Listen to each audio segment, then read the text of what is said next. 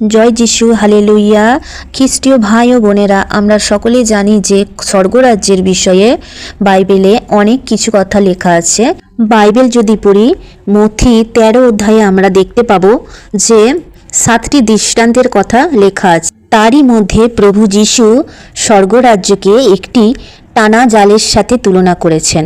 সেখানে তিনি বলেছেন, ধরো সমুদ্রে জাল ফেলা হলো, সেই জালটিতে সমস্ত রকম মাছ প্রবেশ করলো এবং জালটি পরিপূর্ণ হয়ে গেল। তো সেই জাল থেকে সমস্ত ভালো ভালো মাছগুলো বেছে রাখা হলো একটা অন্য পাত্রে, আর যেগুলো মন্দ মাছ, খারাপ মাছ, সেইগুলোকে ছুঁড়ে ফেলে দেওয়া হলো। মথি 13 অধ্যায় 49 পদে লেখা আছে, এইরূপ যুগান্তে হইবে, দূতগণ আসিয়া ধার্মিকদের মধ্য হইতে দুষ্টগণকে পৃথক করিবেন এবং তাহাদিগকে অগ্নিকুণ্ডে ফেলিয়া দিবেন। আমেন।